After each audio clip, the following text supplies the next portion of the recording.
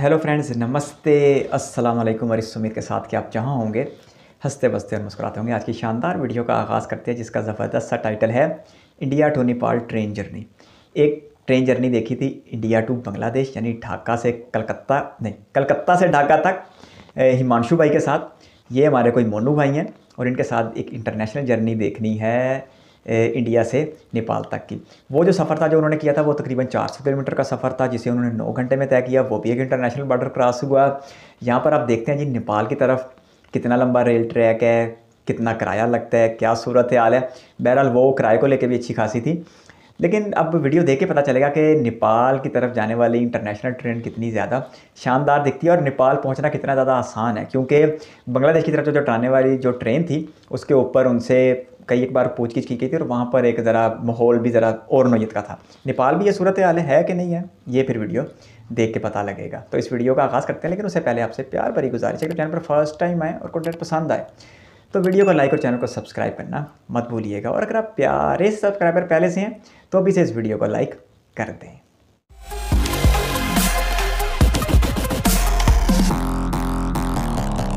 क्या हाल चाल है आप सभी। आज की जर्नी बहुत ही स्पेशल होने वाली है क्योंकि आज हम लोग first time international train ride करने वाले हैं। जी हाँ, इंडिया टू नेपाल। वैसे इस ट्रेन के बारे में आपको थोड़ी सी जानकारी दे दूँ। ये जो ट्रेन है ना, बिहार के जयनगर रेलवे स्टेशन से निकलती है और आपको नेपाल के कुर्था मतलब जनकपुर तक चलती है। टोटल 35 किलोमीटर का ये रेल लाइन सेक्शन है। वैसे इस ट्रेन को मैन्युफैक्चर किया गया है इंटीग्रल कोच फैक्ट्री चेन्नई में, फिर इसे डिलीवर्ड किया गया कोंकण रेलवे के द्वारा 17 महीना पहले। जी हाँ, 17 महीना पहले ही 2 रैक जो है DEMU का कोंकण रेलवे ने डिलीवर्ड कर दिया था नेपाल रेलवेज़ को। लेकिन कोविड के कारण ये जो ट्रेन है सर्विस स्टार्ट नहीं हो पाई थी। और ऐसा नहीं है कि इंडिया से नेपाल के बीच में पहली बार ये ट्रेन सर्विस स्टार्ट हुई है। 1937 से 2001 तक इंडिया से नेपाल के बीच में ट्रेन चलती थी। लेकिन क्या था ना कि पहले नैरो गेज की ट्रैक पे ट्रेन चलती थी। फिर क्या हुआ कि 2001 में नेपाल में भीषण बाढ़ आया, जिस वजह से ट्रैक बह गया, रेलवे ब्रिज बह गया। उसके बाद से ट्रेन सर्विस को बंद कर दिया गया। उसके बाद अभी फ़िलहाल ब्रॉड गेज में कन्वर्ट किया गया नैरो गेज के ट्रैक को और इस पे ट्रेन दोहराई जा रही है। आज दिनांक है 3 अप्रैल 2022 और अभी फ़िलहाल मैं खड़ा हूँ बिहार के जयनगर रेलवे स्टेशन पे और अभी टाइम हो रहा है सुबह के 6:30। कल आपने जो इंट्रो देखा मेरा, वो इंट्रो था 2 अप्रैल का और 2 अप्रैल को इस ट्रेन का था इनॉग्रल रन। लेकिन किसी रीजन के वजह से हम लोग इस ट्रेन में जर्नी नहीं कर पाए। रीजन क्या था, मतलब जिन लोगों को जर्नी करना था उनका लिस्ट ना 2 दिन पहले ही नेपाल रेलवेज को दे दिया गया था। कुछ मतलब रीजनल मीडिया वाले थे और साथ ही कुछ रेलवे के स्टाफ थे, उन लोगों का लिस्ट ना पहले ही दे दिया गया था नेपाल रेलवेज को कि भाई ये लोग आ रहे हैं। हम लोग का लिस्ट में नाम नहीं था। अगर पहले से पता होता तो शायद हम लोग भी कोशिश कर सकते थे इनॉग्रल ट्रेन जर्नी करने का। हम लोग तो यही सोच के आए थे, लेकिन नहीं हो पाया, कोई बात नहीं। लेकिन हाँ, जो भी होता है अच्छे के लिए ही होता है। अगर कल हम लोग जर्नी करते ना तो शायद आपको टिकट प्राइस नहीं बता पाते, ट्रेन की टाइमिंग नहीं बता पाते, लेकिन आज हर चीज़ आपको बताएंगे। तो भाई अब बात आई कि भाई इस ट्रेन का टिकट कहाँ से मिलेगा। तो भाई इस ट्रेन का टिकट ना आपको जयनगर रेलवे स्टेशन से ही मिलेगा। वैसे इस ट्रेन का टोटल जयनगर से कुर्था के बीच में 6 हॉल्ट है। तो जितना भी हॉल्ट है ना, वहाँ पे रिजर्वेशन काउंटर है, वहाँ पे आपको इस ट्रेन का टिकट मिल जाएगा। अलग से इसका काउंटर बनाया गया है। तो जयनगर रेलवे स्टेशन पे क्या है कि 5 नंबर प्लेटफॉर्म के बाद लास्ट प्लेटफॉर्म स्पेशली इसी ट्रेन के लिए बनाया गया है। इंडिया नेपाल ट्रेन के लिए नया प्लेटफॉर्म बनाया गया है। तो वहीं पे इसका रिजर्वेशन होता है, रिजर्वेशन काउंटर है। तो चलिए चलते हैं और वहाँ से टिकट लेते हैं। अभी टाइम हो रहा है 6:40 और आप देख सकते हैं अभी ये जो है ना एंट्री गेट इधर से ही हम लोग का एंट्री होगा और यहाँ पे आपका चेकिंग वगैरह किया जाएगा। तो अभी क्या है कि गेट बंद है क्योंकि हम लोग को ऐसा इन्फॉर्मेशन मिला है कि 8:15 में ट्रेन है। तो जैसे ही खुलती है फिर एंट्री करते हैं, फिर अंदर का सीन आपको दिखाते हैं। उससे पहले चलिए मैं आपको दिखाता हूँ रिजर्वेशन काउंटर। ये है टिकट काउंटर, यहीं से आपको टिकट मिलेगा। और ये जो आप देख रहे हैं ना हॉल्ट, इस सभी हॉल्ट पे आपको टिकट मिलेगा। ऑनलाइन रिजर्वेशन इसका नहीं होगा, ऑफलाइन आपको टिकट मिलेगा। जयनगर से कुर्था के बीच में आप देख लीजिए प्राइस जो है जनरल कोच का क्या है और AC कोच का क्या है। वैसे ये हिंदी में लिखा हुआ है आई थिंक। चलिए इसको हम कन्वर्ट करके आपको बताते हैं। 7 बजते ही आप देख सकते हैं रिजर्वेशन काउंटर खुल चुका है और यहाँ पे लोग लगे हुए हैं लाइन में टिकट के लिए। तो चलिए चलते हैं हम भी। मोनू भाई तो भाई बोलने नहीं दे रहे, नॉन स्टॉप बोल रहे हैं। ट्रेन बड़ी सजाई हुई है, इंटरनेशनल ट्रेन जर्नी सिर्फ 35 किलोमीटर में दूसरे मुल्क में दाखिल हो जाइए। 1937 से चल रही है, उस वक्त नैरो गेज थी और फिर 2001 में आने वाले सैलाब की वजह से मुनक़ते हो गई। ये एक अच्छी जानकारी है। भागती तो फिर किसी तरफ भी जा सकते हैं, किसी बांग्लादेश की तरफ, इधर नेपाल में, पाकिस्तान में ही फिर पता नहीं क्यों प्रॉब्लम रहती है। तो भाई अभी फिलहाल हम जनरल क्लास में, ये है जनरल क्लास का इंटीरियर। ऊपर देख सकते हैं आप, फैन लगा हुआ है और सीट की क्वालिटी भाई काफ़ी प्रीमियम लग रही है, काफ़ी प्रीमियम सीट है। और लेकिन एक चीज़ हमने देखा कि जनरल क्लास में चार्जिंग पोर्ट नहीं दिया गया है, तो फ़ोन वगैरह चार्ज करने में प्रॉब्लम आपको हो सकता है अगर आप जनरल क्लास में जर्नी करते हैं तो। और जैसे आप गेट से एंट्री कीजिएगा तो एंट्री करते ही सामने में आपको देखने को मिलेगा डिस्प्ले, जिस पे लिखा हुआ है वेलकम टू नेपाल रेलवे। और ये है लगेज स्पेस, यहाँ आप अपना लगेज वगैरह रख सकते हैं। और भाई ये है जनरल क्लास का वॉशरूम, वेस्टर्न स्टाइल है, लेकिन क्या है ना दिक्कत कि अभी फिलहाल ये बंद है। हमने पूछा तो उन्होंने बोला कि 2 दिन तक ये सर्विस नहीं मिलेगी, 2 दिन बाद ये वॉशरूम स्टार्ट होगी। अभी फिलहाल इसे बंद किया गया है। टिकट तो हम लोगों ने ले लिया है, लेकिन ये जो टिकट है ना हम लोग को आज मिला है मैनुअल तरीके से। एक प्रॉब्लम हो गया, मतलब क्या प्रिंटर जो है ना काउंटर पे, रिजर्वेशन काउंटर पे काम नहीं कर रहा था। इस वजह से टिकट जो है ना लगभग सभी पैसेंजर को आज मैनुअल तरीके से ही दिया गया। लगभग सभी पैसेंजर 1 घंटा से वेट कर रहे थे कि टिकट प्रिंट हो जाए, लेकिन प्रिंटर में प्रॉब्लम आ गया। इस वजह से टिकट हम लोग को मैनुअल तरीके से टिकट के ऊपर लिख के दिया गया कि लीजिए आप जाइए जर्नी कीजिए। अगर मैं फेयर की बात करूँ, अगर आप इस ट्रेन से जयनगर से कुर्था जाते हैं इंड टू इंड, तो उसका फेयर आपको पड़ेगा जनरल क्लास का 56 रुपया 25 पैसा। मैं इंडियन रुपीस की बात कर रहा हूँ। अगर आप एसी कोच में जर्नी कीजिएगा तो उसका फेयर आपको पड़ेगा 281 रुपया 25 पैसा। और इसे फिर कन्वर्ट किया जाए नेपाली रुपीस में तो 90 नेपाली रुपीस आपको पड़ेगा जनरल क्लास का, और 450 नेपाली रुपीस आपको पड़ेगा एसी कोच का। चलिए अब हम लोग चलते हैं अपने एसी कोच में। 56 रुपए में भारत क्रॉस हो जाता है। निकल चुकी है जयनगर रेलवे स्टेशन से।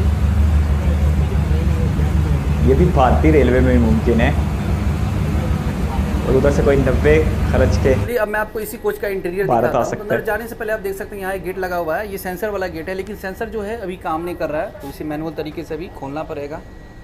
और भाई साहब ये रहा एसी कोच का इंटीरियर, देखिए कितना खूबसूरत लग रहा है। नीचे मैट बिछाया गया है, और भाई सीट की क्वालिटी हमने आपको बताया ही भाई, 1 नंबर सीट की क्वालिटी है। और यहाँ देखिए ये मैगजीन सॉकेट यहाँ पे दिया गया है, और ये रहा लगेज स्पेस, यहाँ पे अपना लगेज वगैरह रख सकते हैं। ये ज़बरदस्त लग रहा है भाई। सीट पे टेबल दिया गया, जैसे शताब्दी तेजस में रहता है ना, सेम उसी तरह से यहाँ पे टेबल दिया गया। ब्रेकफास्ट वगैरह आप कर सकते हैं, कुछ खा पी सकते हैं, सिर्फ मिडिल बर्थ पे। और टोटल जो है ना 56% का कैपेसिटी है इसी कोच में। और इधर देखिए कर्टेन वगैरह लगा हुआ है। टेबल फिर सिर्फ 4 लोगों के लिए अगर भर के जा रही हो तो। और साथ ही यहाँ पर आप 4 और 4 8 डिस्प्ले लगा हुआ है, वेलकम टू नेपाल रेलवे। इसी कोच के सीट को आप अपने हिसाब से बैंड कर सकते हैं, ज़्यादा तो बैंड नहीं होगा, थोड़ा ही बैंड होगा। मैं आपको दिखाता हूँ, यहाँ पे आपको एक देखने को मिलेगा ये स्विच, इसे देखिए आप जैसे ही प्रेस कीजिएगा ये सीट आगे आ जाएगा। और ये रहा आर्म रेस्ट। एक और बात कि भाई इस ट्रेन में ना आपको चार्जिंग पोर्ट की फैसिलिटी नहीं मिलेगी, क्योंकि 35 किलोमीटर का डिस्टेंस कवर करना है हम लोगों को, तो शायद इसी वजह से चार्जिंग पोर्ट की फैसिलिटी नहीं दी गई है, ना ही जनरल क्लास में और ना ही एसी क्लास में। इतनी की बैटरी तो आती है मोबाइल की, जो 35 किलोमीटर का सफर करा दे, चाहे पैदल ही क्यों ना निकल पड़ो। दंडनीय अपराध है। क्या अपराध है? और कृपया दरवाजे पर ना लटके तथा रेलवे परिसर तथा डिब्बे में यहाँ वहाँ ना थूके, बस साफ सफाई में अपना योगदान दे। धन्यवाद। अनाउंसमेंट भी की जा रही है और रिक्वेस्ट भी की जा रही है। करने के बाद अब हम लोग पहुंच चुके हैं इस ट्रेन का पहला हॉल्ट इनरवा। और यहाँ पे ये ट्रेन कितने देर के लिए रुकेगी इसका भाई अभी कोई अंदाजा नहीं, मतलब कोई शेड्यूल ही नहीं आया है, तो हम भी नहीं बता सकते आपको। और ये है इनरवा रेलवे स्टेशन, जहाँ पे 3 प्लेटफॉर्म है, 1 2 3। और इनरवा रेलवे स्टेशन जो है ये आता है नेपाल में। वाह, नेपाल में दाखिल भी हो गए। तो इनरवा रेलवे स्टेशन पे पहुँचते ही आप देख सकते हैं यहाँ पर नेपाली पुलिस, मतलब जनरल कोच में जाकर और एसी कोच में जाकर पैसेंजरों का लगेज वगैरह देख रहे हैं। नेपाल और इंडिया के फिर रिलेशन बड़े ज़बरदस्त है। मुझे एक बहुत पुरानी बात याद आ रही है, शायद रोटी बेटी का रिश्ता कहते हैं दोनों मुल्कों को, इस तरह का कुछ सुना था कभी।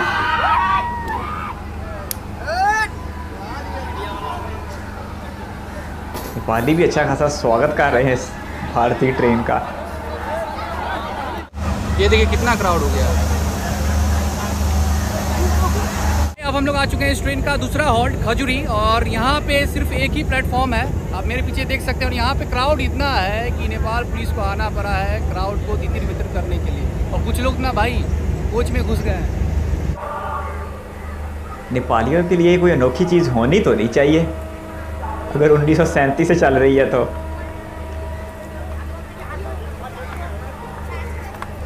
ओए छोटू, क्या हाल है? Bye bye. ठीक है। ट्रेन कैसी लगी? DEMU डेमो डीजल इलेक्ट्रिक तो नहीं हो सकता, मल्टीपल यूनिट तो इसका ही हो गया। चलें बहरहाल,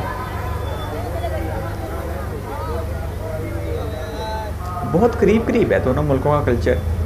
जिस तरह फासला कोई नहीं सरहदों का, इस तरह तो चलिए मैं आपको लोगों का भी दिखाता हूँ फासला इसी इतना कोच ज़्यादा का नहीं दिखाई दे रहा। और वॉशरूम जो है वो वेस्टर्न स्टाइल है भाई। वॉशरूम में आते ही सामने में आपको देखने को मिलेगा मिरर, और इधर है लिक्विड सोप रखा हुआ, वाटर डिस्पेंसर, बेसिन, और साथ ही यहाँ देखिए डस्टबिन है।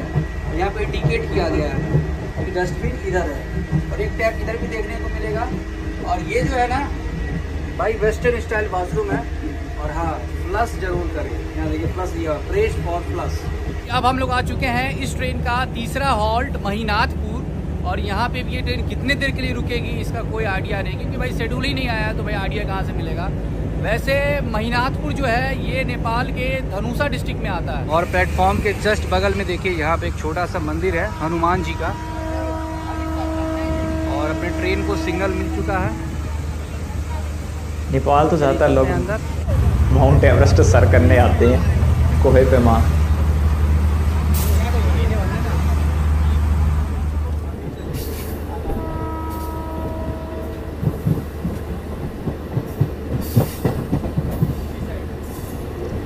ट्रेन को सजाया भी अच्छा खासा गया है। और भारत में ज़्यादातर जो इफ्तिताही तकरीबें होती हैं उसमें यही दो तरह के फूल ज़्यादा इस्तेमाल होते हैं। गुलाब का फूल नहीं इस्तेमाल करते भारतीय लोग, ये मैंने बड़ी एक चीज़ देखी है। गेंदे का फूल ही ज़्यादातर चलता है, ऑरेंज कलर में भी और येलो कलर में भी। पता नहीं इस फूल से भारतीयों को ज़्यादा लगाव क्यों है। ट्रेन का चौथा हॉल्ट वैदेही रेलवे स्टेशन, और यहाँ भी सिर्फ एक ही प्लेटफॉर्म है।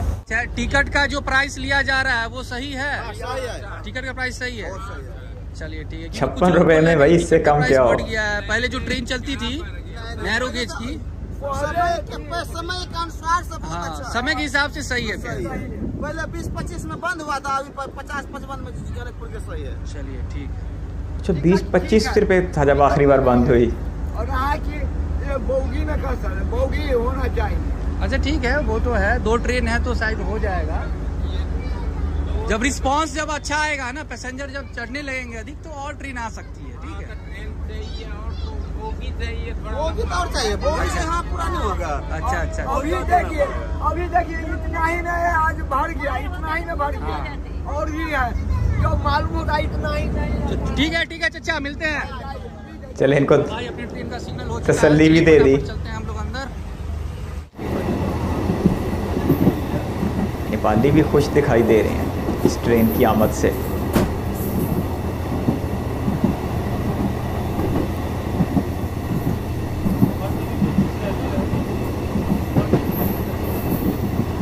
रफ्तार तो बड़ी मुनासिब सी है, लेकिन बहरहाल एक इंटरनेशनल ट्रेन है। ये तो बोर्ड भी बिल्कुल भारत की तरह लगे हुए हैं, जिस तरह जो रंग भारत में इस्तेमाल किया जाता है स्टेशनों के नाम लिखने के लिए। अब हम लोग आ चुके हैं इस ट्रेन का 5वां हॉल्ट परवाहा, और यहाँ पर भी सिर्फ एक ही प्लेटफॉर्म है, और प्लेटफॉर्म के अगल बगल में भाई कोई भी घर वगैरह नहीं दिख रहा है, पूरा खेत ही खेत है। खेतों में स्टेशन है, इतनी आमदोरफ्त नहीं होती होगी। अब यहाँ पर मुंबई, दिल्ली, कलकत्ता, चेन्नई जैसे नज़ारे तो, हावड़ा जैसे नज़ारे तो नहीं मिल सकते। जितना अकेला दिल्ली है उतना पूरा नेपाल है आबादी को लेके। शायद कोई दिल्ली 2 हाथ आ गई हो।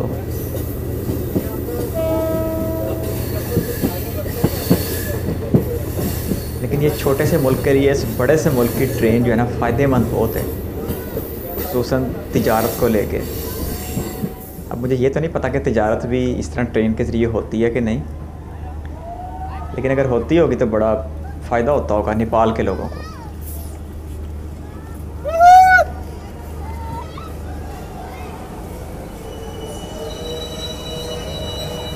भाई यहाँ पे अपने फैमिली मेम्बर मिले, ये एक्चुअली है बिहार से, लेकिन नेपाल इनका आना जाना रहता है।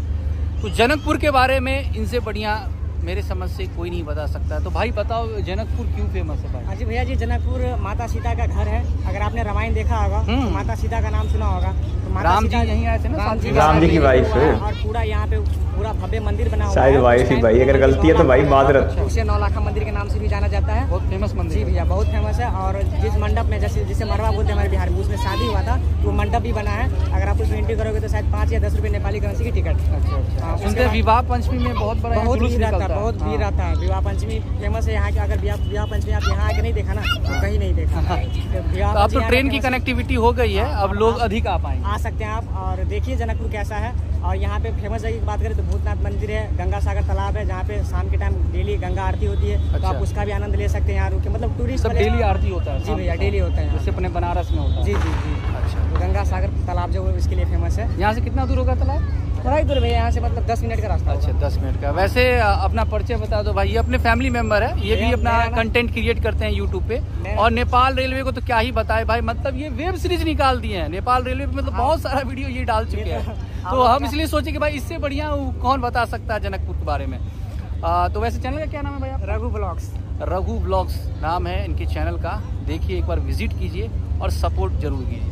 और नेपाल रेलवेज के बारे में कुछ भी अगर जानकारी लेना हो ना तो इनके चैनल पे मिल जाएगा। मेरा तो सिर्फ एक ही वीडियो आ रहा है, लेकिन कुछ भी जानकारी हो सबसे पहले इनके चैनल पे आपको मिलेगा। और आगे का जो भी है अभी तो मतलब फर्स्ट, अभी जो भैया कंप्लीट कर रहे हैं वो फर्स्ट फेज है। हाँ, अभी सेकंड फेज होगा, अभी थर्ड फेज होगा। जयनगर टू कुर्था बना है, तो अभी भैया वहीं तक कवर करेंगे। लेकिन मैं कवर कर दिया आपको सेकंड फेज, जो कुर्था से बिजलपुरा तक गया है। उसमें सिर्फ 2 स्टेशन रह गया है, सिंघियाही और बिजलपुरा। बाकी पिपराडी और लोहाहाट कंप्लीट कर दिए। तो आप मेरे चैनल पे जाके देख सकते हैं। जरूर देखिए। उससे आगे मैं थर्ड फेज में जो काम होगा उसका भी वीडियो बहुत जल्दी बनाऊंगा। तो मेरे चैनल पे जाइए, थोड़ा विजिट कीजिए। देखिए, इनके चैनल पे जाके एक बार विजिट जरूर कीजिए। वैसे अपने ट्रेन का सिग्नल हो चुका है और यहाँ से ट्रेन अपनी निकलने वाली है। तो चलिए दिखाते हैं भाई। तो भाई चल, बोलने वाला विकिपीडिया है।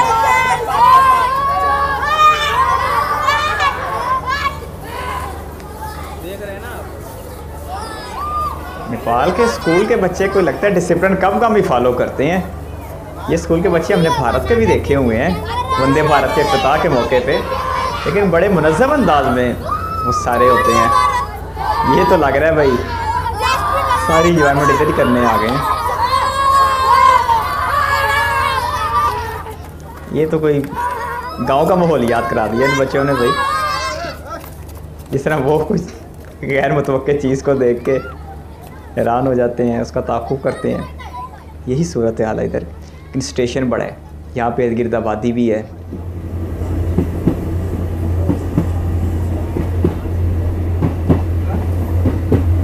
अच्छा, इनको पता नहीं इतने लोग पैदल फाटक क्रॉस करने के लिए खड़े हुए हैं, लेकिन ये तो भाई ट्रेन के दर्शन के लिए खड़े हुए हैं।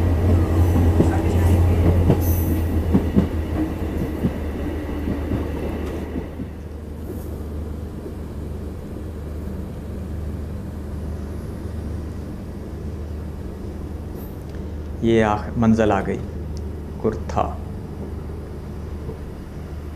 ठीक है को ठीक है, ठीक छो मतलब मैथिली आता है थोड़ा सा मिक्स इसमें। अच्छा, चलो मैथिली कोई जुबान है। सो गाइस, तो फाइनली अब हम लोग पहुंच चुके हैं कुर्था रेलवे स्टेशन। और कुर्था रेलवे स्टेशन जो है ये मतलब अब तक का मेरे समझ से सबसे बड़ा रेलवे स्टेशन है। जयनगर से हम लोग तो जर्नी स्टार्ट किए थे जयनगर के बाद, क्योंकि यहाँ पे टोटल 4 प्लेटफॉर्म है भाई साहब। तो चलिए आज की जर्नी को यहीं रखते हैं। आपको कैसी लगी ये इंटरनेशनल ट्रेन राइड कमेंट करके जरूर बताइएगा। और हाँ, अभी इस ट्रेन का मतलब टाइमिंग नहीं है, मतलब शेड्यूल नहीं आया कि कितने बजे ट्रेन वहाँ से चलेगी। वैसे हम लोग की ट्रेन चली थी सुबह 8:20 पे जयनगर से, और यहाँ अभी पहुँची है ट्रेन 10:45 पे, मतलब 11:15 बजे हम लोग की ट्रेन यहाँ कुर्था पहुँची है।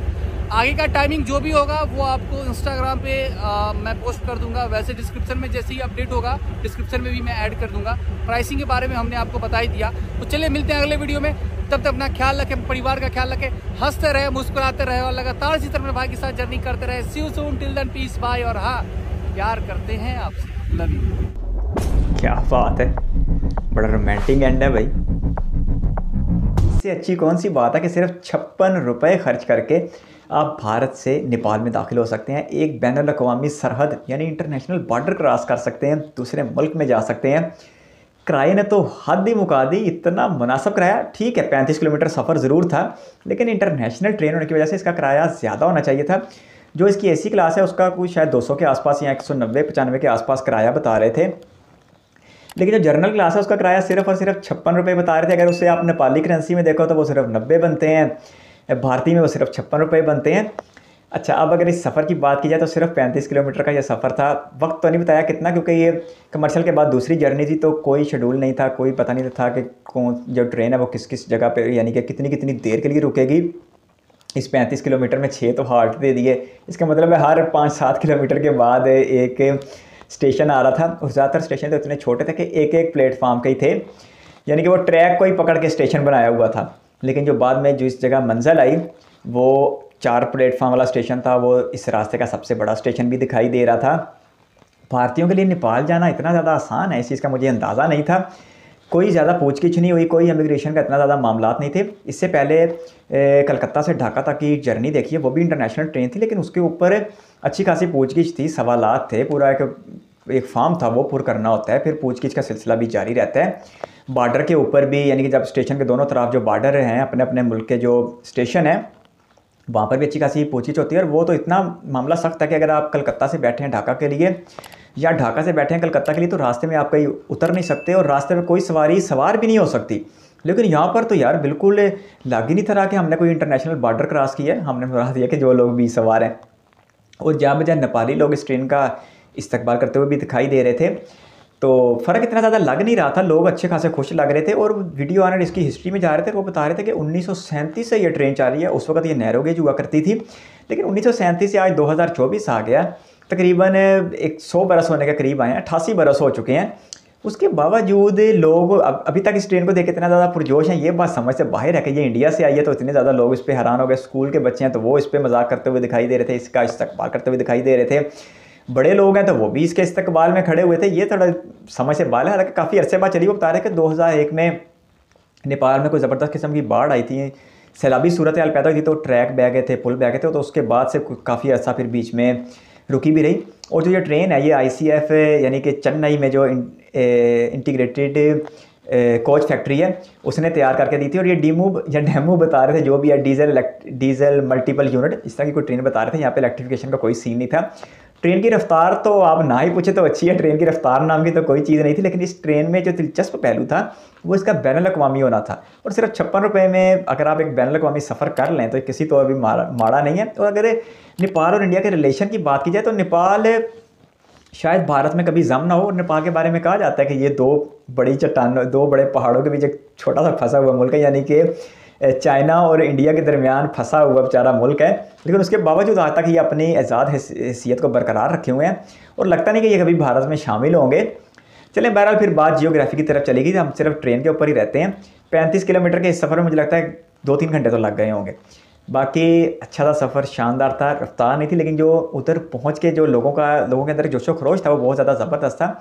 अगर ये ट्रेन मुसलसल चलती रहती है तो और इस ट्रेन के साथ कुछ तिजारत की भी इजाज़त दी जाती है, कोई मुसाफिर बरदार ट्रेनों के भी मामलात शुरू किए जाते हैं, तो इससे जो नेपाल जैसा छोटा मुल्क है उसको अच्छी खासी फ़ायदा हो जाएगा। नेपाल एक लैंडलॉक कंट्री है और उस बेचारे को समुद्र तक और आलमी दुनिया तक रसाई हासिल करने के लिए समुद्रों की ज़रूरत है, तो वो भारत की तरफ ही देखता है। छोटा सा मुल्क है, भारत के साथ उसका मुझे याद आ रहा है कि मैंने कमेंट पढ़ा था, पता नहीं रोटी बेटी इस तरह का कोई कहा जाता है कि भारत और नेपाल का ये रिश्ता है। लेकिन इतना ज़्यादा आसान है भारतीयों के लिए नेपाल जाना या नेपालियों के लिए भारत आना, ये मेरी समझ से बाहर है। बिहारी लोग जो हैं वो तो मुसलसल, उनके तो कोई रिश्तेदार भी उधर नेपाल में रहते हैं, क्योंकि जो बिहार है भारत की स्टेट वो नेपाल के साथ अपना एक लंबा बॉर्डर शेयर करती है। लेकिन यहाँ तो बॉर्डर वाली भी कोई सूरत हाल नहीं है अगर आप आसानी से चले जाएँ तो। लेकिन ये एक इंटरनेशनल जर्नी थी और ढाका से कलकत्ता तक की जर्नी से बहुत ज़्यादा मुख्तलिफ थी, बहुत ज़्यादा कंफर्टेबल थी, बहुत ज़्यादा आसान भी थी और हद से ज़्यादा सस्ती भी थी। अगर आप एक रेल फैन हैं तो इस चैनल को सब्सक्राइब कर लें। इस चैनल के ऊपर एक लंबा कंटेंट मौजूद है इंडिया रेलवे को लेके, आने वाले दिनों में भी आता रहेगा। आप अपनी सजेशन का सिलसिला जारी रखिएगा। हम बहुत जल्द इस उम्मीद के साथ मिलेंगे, जब हम अगली बार मिलें आप इसी तरह हंसते बसते और मुस्कुराते हुए अपना बहुत सारा ख्याल रखिएगा। और इस वीडियो कीमती वक्त देने के लिए आपका बहुत बहुत शुक्रिया।